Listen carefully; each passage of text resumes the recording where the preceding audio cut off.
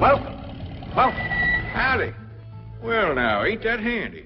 That, Paul? Way the road takes a bend in here, it runs right by the front door. No, Mr. Clampett, this is your driveway. It goes with the house.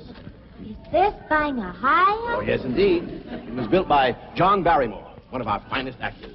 Pretty fair stonemason, too. Hey, Jed! This here is dandy soil. Fine, Granny. We'll commence plowing tomorrow. But this is Beverly Hills. Dirt is dirt. Yes, I know, but why don't we look around inside, eh?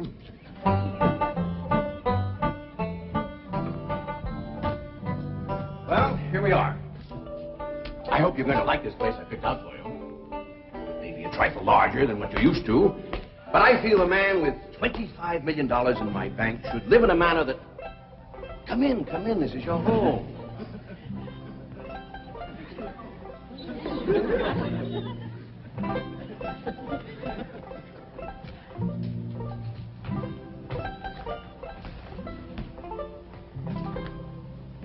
As I say, it may be a bit more than you're used to, but I'm sure you'll be comfortable. Now, my secretary will be over right away to help you with the hiring of servants or whatever problems you may have. She's a very efficient girl, Miss Hathaway. Jed? Jed?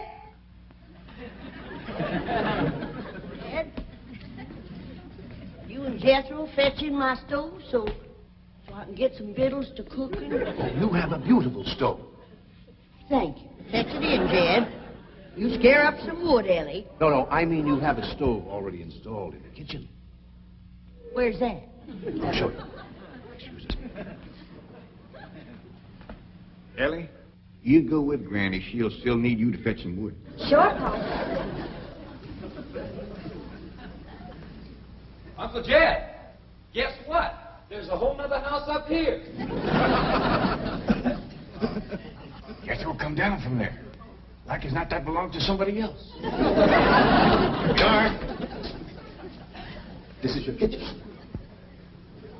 Oh, and here's the stove. The last word in food preparation.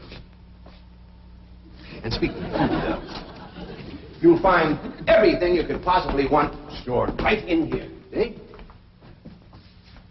Huh? Well, I'll leave you ladies to your culinary delights.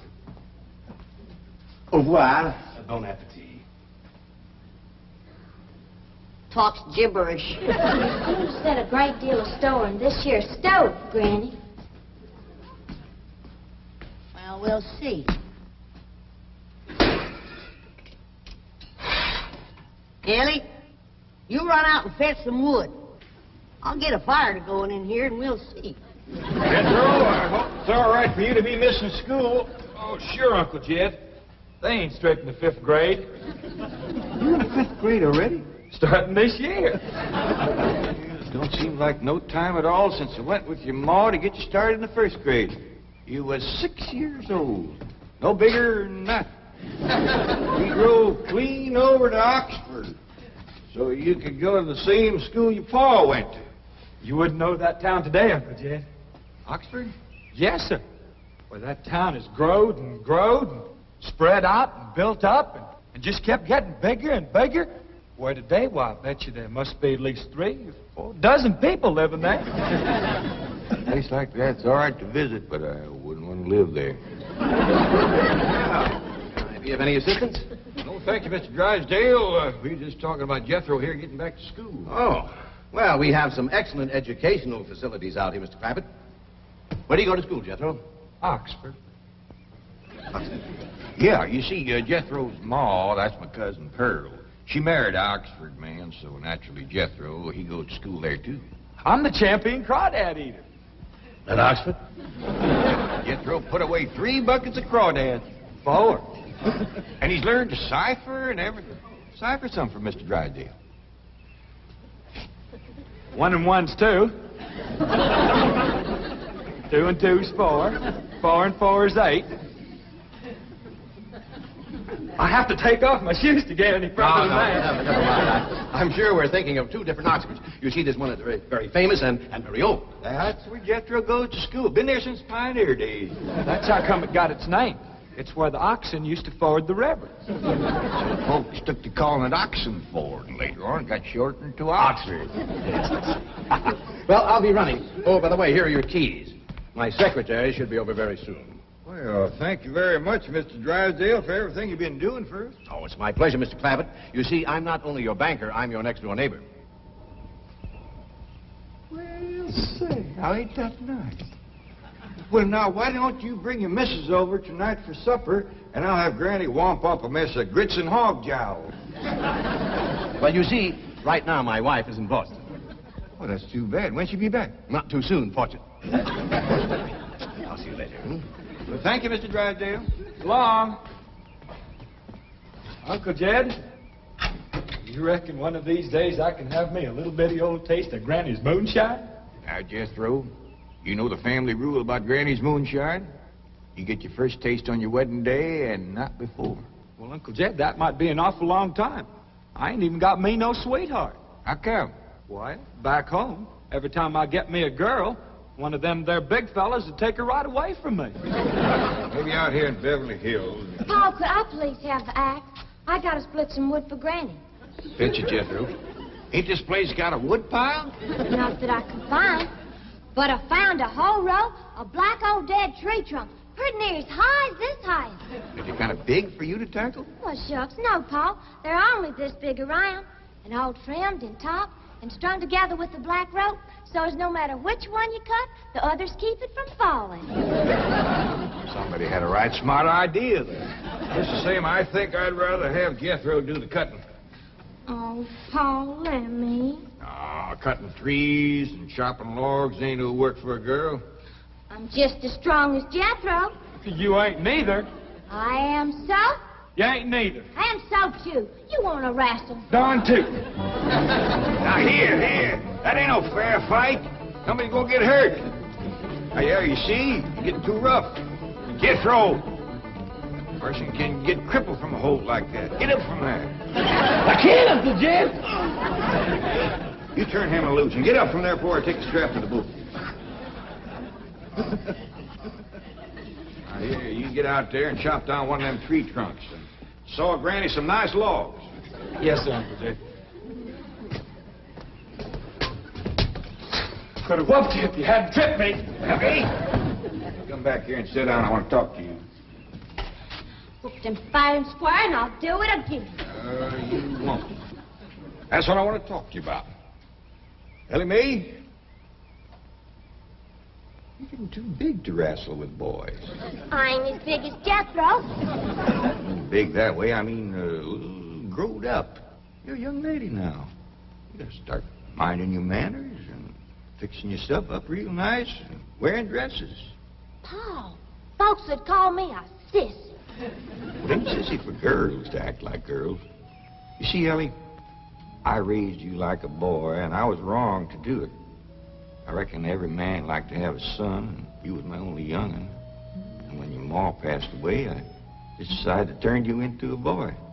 By the time Granny come to help out, you was too wild to tame. By thunder, you could outrun, out-climb, out-fight, and out-shoot every boy in them hills. Still can, Paul. Yeah, but it ain't fitting. It ain't right for folks to go against nature. Now look at old Duke. Reckon we could turn him into a cat. Of course not.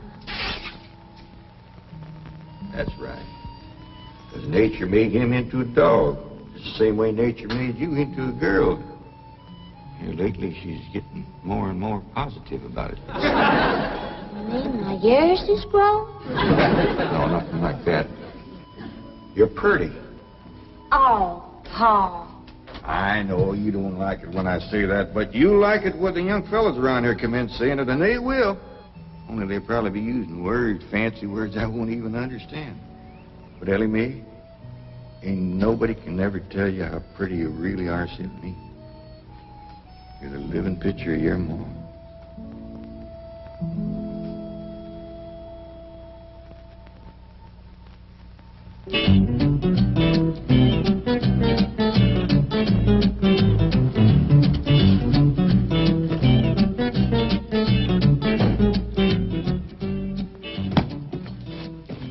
You still here? here? I thought you were going up to the Clampett estate. I didn't think it prudent for us both to be absent simultaneously. In the event of crises... The only crises you have to worry about right now is keeping Mr. J.D. Clampett happy. Now, get up there. Tell me, how did you like the flamingos?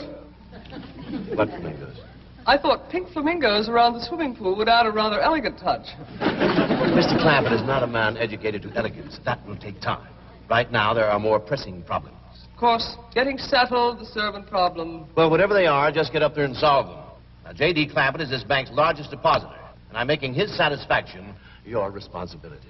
I accept the mantle of responsibility with which you have cloaked my shoulders.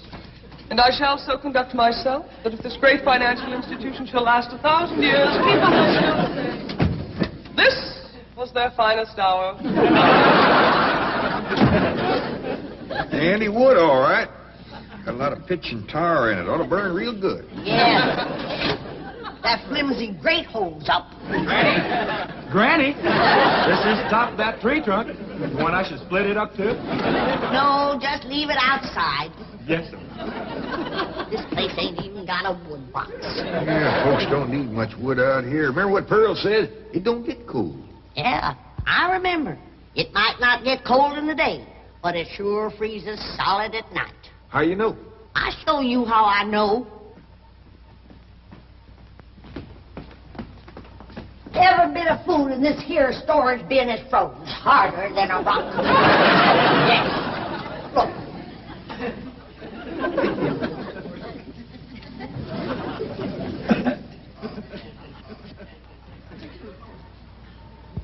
Mighty thin-skinned hog.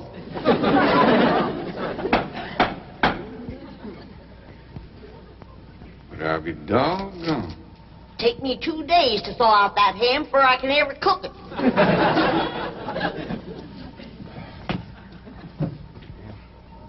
People ought to know better than store food up against the north wall. Tomorrow we'll dig us a root cellar and we put all this stuff in it. Jethro, go on out there and catch us a chicken. Okay, Uncle Jed.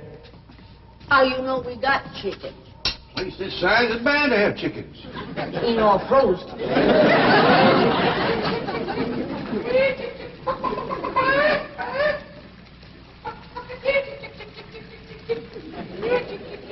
Chick, chick, chick, chick, chick, chick, chick.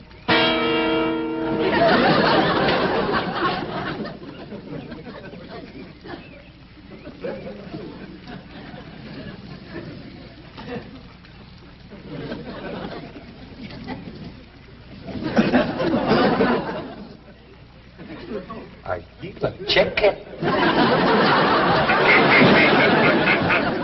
Here's that bucket. You want it? You take it, Ellie. See if you can find a creek. I gotta have some water. You know a pump on this place? It ain't even got a well. Uncle Jed, Uncle Jed. Yeah, boy. Did you find a chicken? I found something. I ain't sure if it's a chicken, a goose, a duck, or what. Where is it? I couldn't catch it. That thing can outrun a jackrabbit. There ain't no goose or duck. Must be a chicken. If it is, Ma was right about things growing bigger out here. That thing was this high. A chicken? Ah, Jethro. Honest, it's got legs this long. Gibby's on the drumstick. Drumstick ain't much. Whoever gets that neck is eating from now on. Commences here and runs plumb up to here. Jethro, you ain't forgot what I said about Granny's jug of liquor. I ain't been to Granny's jug. You have your in first. Honest, cross my heart. Where'd you see this chicken? Down by the cement pond. Cement pond. Uncle Jed, that pond is the fanciest thing you ever did see. Why, they are steps. So's the cattle can walk right down into it and get a drink. And up at one end, there's a lady standing there made out of rock. And she's a-pouring water out of a jar right into that cement pond. Oh. Well, that's how come that big old pink chicken to get away from me. Flew right over the top of that there rock lady, landed in that pond, and swam like an otter. Just flapping them big old pink wings and hollered. What color did you say that chicken was? It's pink. Ain't I told you that stuff would stunt your growth? Miss Granny, I didn't touch a drop. You and me is going to the woodshed. Now, Jethro, you swear to be telling the truth? So help me, Jefferson Davis. Your hat off when you speak of the president. He ain't president no more. I'll have no Yankee talk in my kitchen. Now, Jethro, you and me is going back out there and corner that chicken. Granny, you get your fire to going. Ellie May, you sweep up out front and keep your eyes open for that Miss Hathaway. I'm counting on her to take you in hand and get you in the right kind of clothes. Come on. Chicken.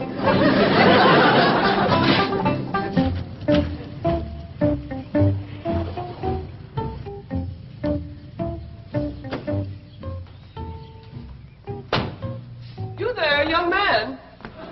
I ain't a young man, but I sure do thank you for thinking so. Good heavens, you're a girl. Yeah.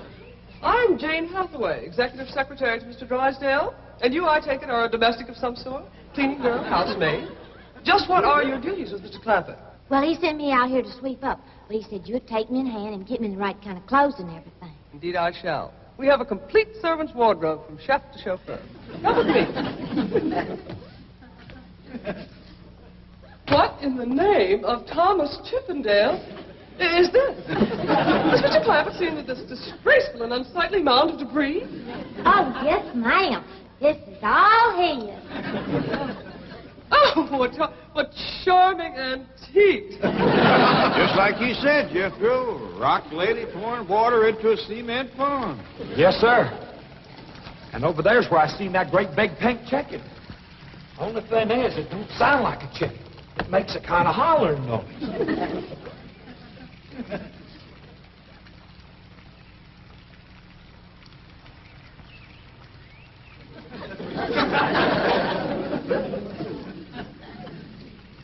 Reckon you'd make a hollering noise, too, if you was to lay an egg like that. Man, oh, man.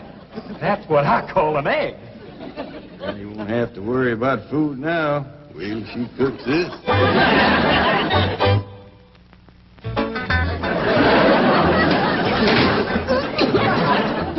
That flame city stove don't draw worth nothing. Granny, look at this egg. What's all the smoke? Stove don't work. Probably just a stuffed-up flue. Ain't got a flue. Ain't even got a stovepipe. Well, I'll get the shovel and a hoe and rake it out of there. Here, you keep this egg.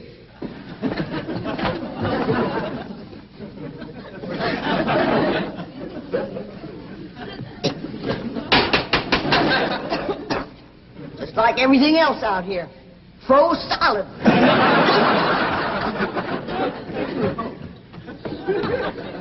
Really, my dear, you look quite charming. Well, I feel like a dead blamed fool. Oh. Just a moment. Get something, I'll be right back.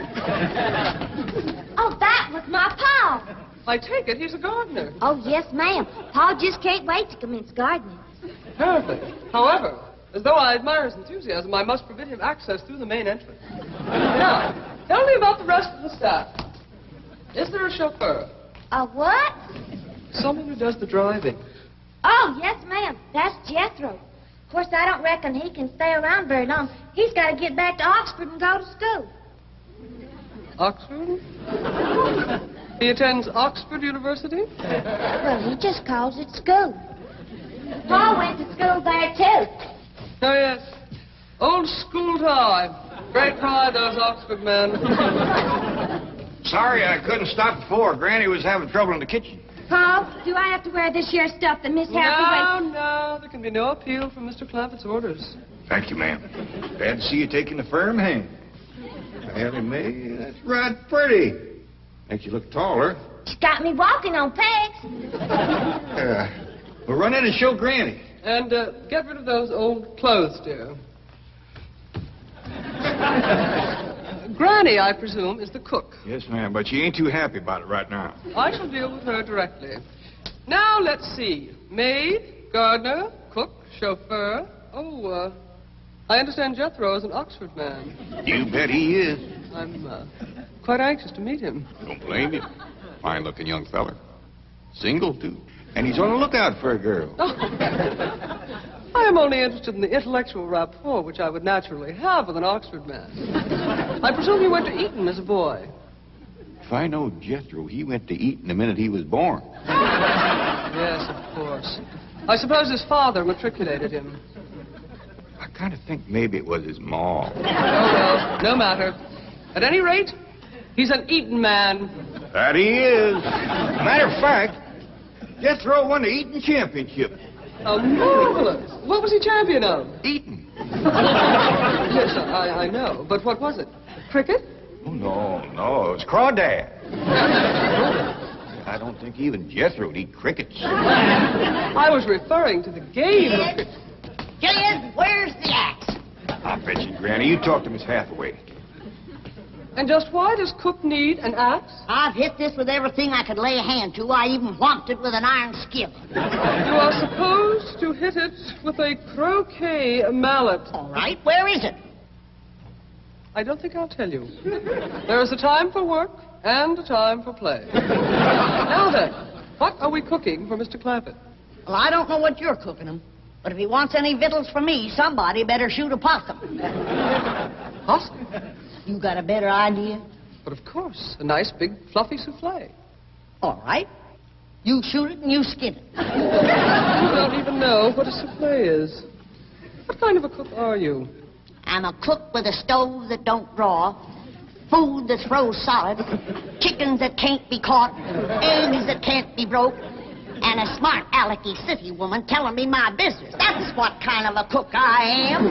Mind your tongue, little woman. I can have your job. You sure can, and the sooner the better. Jethro's coming, and just wait till you see what he's got. Thank heaven.